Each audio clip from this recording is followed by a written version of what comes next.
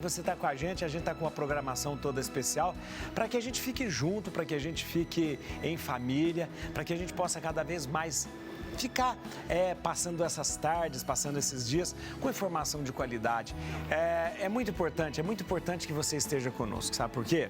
Ficamos em casa, precisamos ficar em casa e é interessante que a gente não fique somente falando de um assunto só, que a gente não fique somente falando de coisas ruins, realmente de coisas que possam nos meter medo. Não, vamos conversar para nos ajudar a viver melhor e eu acho que agora a gente vai ter uma conversa com uma pessoa muito especial para a gente conversar sobre um assunto que deixa as pessoas com medo, que deixa as pessoas doentes e que faz com que muita coisa possa nos prejudicar. É sobre fake news. Eu recebo o Dr. Roberto Mohamed. Dr. Roberto Mohamed, muito obrigado por senhor estar aqui. De novo, a gente não pode... A gente não pode cumprimentar pode abraçar só. Só lembrando aqui, o Dr. Roberto Mohamed é advogado, formado pela Universidade Católica de Santos, pós-graduado em Direito Empresarial, mestrando em Direito Político e Econômico pela Universidade Presbiteriana Mackenzie, especialista em Previdência Social e Previdência Complementar. Atua em defesa de diversas entidades de aposentados portuários, eletricitários e bancários. Né? Tem escritório aqui em São Paulo, Santos e Brasília. Isso. E o senhor é só um. Dá conta de tudo isso, doutor? Pelo amor de Deus, doutor. Doutor, e a gente vai falar sobre um assunto. Você pode participar com a gente pelo nosso WhatsApp.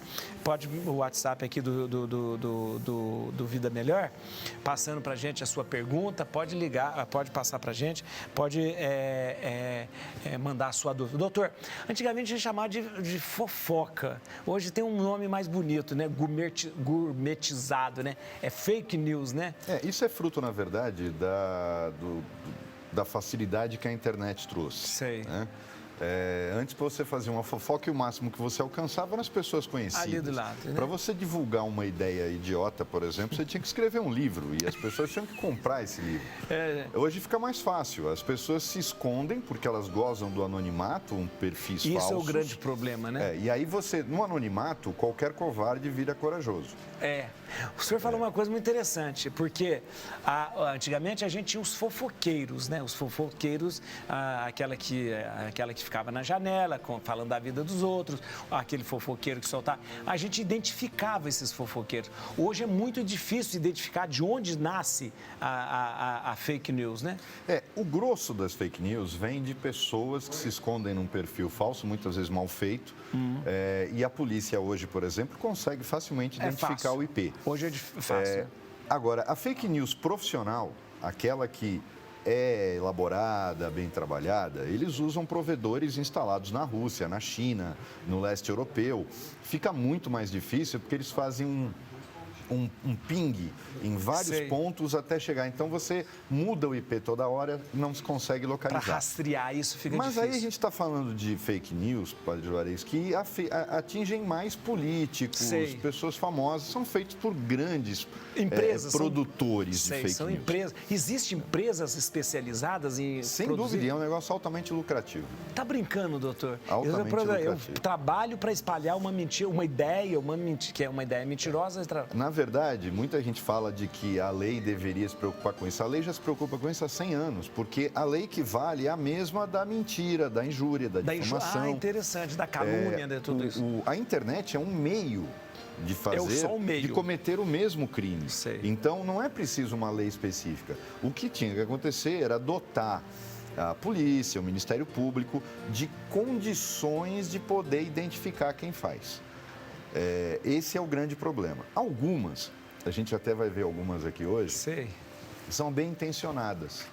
Né? Eu não sei se já está pronto, dá para a gente ver aqui? A primeira... Já vamos ver. Uma fake news. É uma fake news, olha importante. Ela é absolutamente bem intencionada. Ela fala que os aposentados que forem pegos na rua Atenção, isso é falso, perder o benefício do INSS. Bem intencionado. Isso é falso, mas provavelmente foi feito por algum filho desesperado que não conseguia segurar o pai em casa. Aí ele fez e mostrou, olha aqui, exatamente. Eu vou mandar para minha mãe, né? Mas isso é absolutamente falso, não tem o menor fundamento. Você não pode mexer nos benefícios. Muito bem feitinho, né, doutor? Muito bem feitinho. Aqui nós estamos vendo de um site que o governo do estado disponibilizou justamente para combater.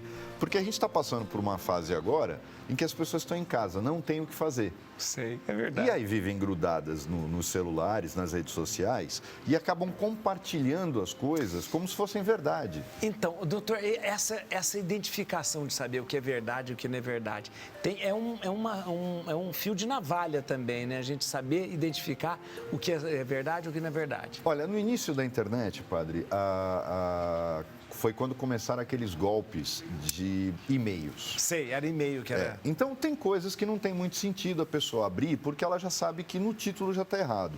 Por exemplo, eu não tenho conta no Banco do Brasil, recebo um e-mail do Banco do Brasil dizendo que há um problema no meu cadastro, eu não vou nem abrir, é óbvio que ele é falso.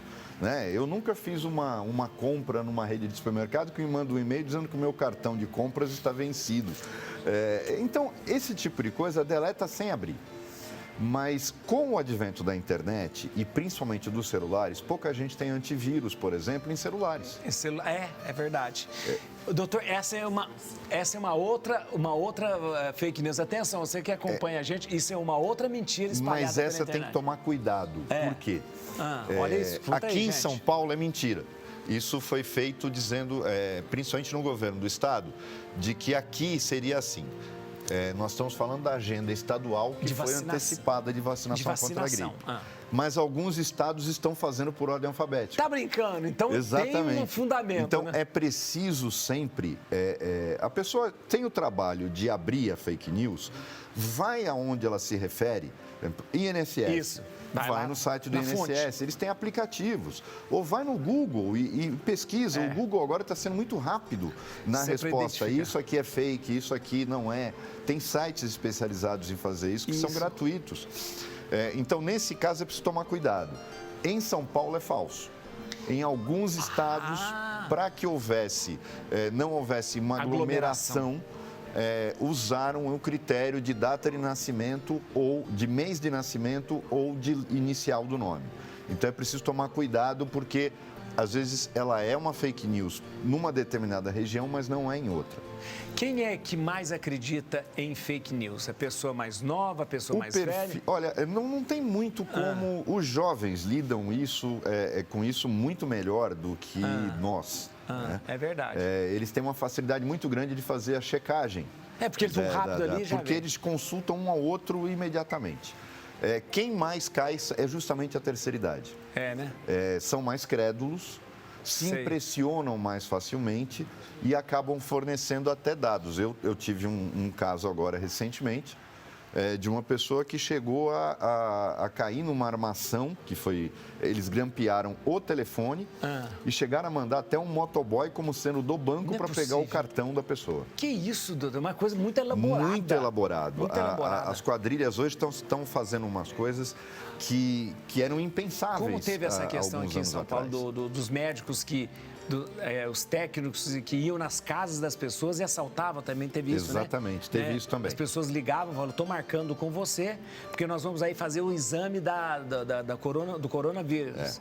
E entrava nas casas. Isso aconteceu na época do combate à dengue também com as equipes de combate à dengue. O grande problema no Brasil é que a marginalidade ela é muito criativa e ela aprende muito rápido. E quando a gente vai falar, mas a maior parte dos condomínios não deixa subir. Isso não acontece. Acontece em Moema, nos Jardins. Mas o pessoal... a grande população que não mora em Moema e nos Jardins são prédios com porteiro eletrônico, que nem zelador tem. Então fica muito fácil o acesso desse tipo de coisa. Pera, tinha uma... Depois eu quero falar, tem mais uma fake news ali que a gente precisa informar para as pessoas ali. São falsas a cura do Covid, porque o pessoal começou de repente a espalhar. Fora remédios caseiros, dizendo que eles resolvem o coronavírus. Isso deu um problema danado. Como até o ano passado curavam até a AIDS. As pessoas têm que tem que ter um pouco mais de cuidado. Eu acho que escrever aquela história do língua não tem osso e falar bobagem não paga imposto. Mas é preciso ter cuidado com o que você ouve, filtrar o que você ouve, conversar com outras pessoas, porque é preciso entender, a fake news pode ser um crime. Então, quando eu compartilho, eu participo do crime. Isso que eu ia perguntar. Por exemplo, eu recebi, com toda a inocência do mundo, eu compartilhei. Eu posso ser culpado? Pode estar cometendo um crime, você é Olha cúmplice. que coisa importante, hein?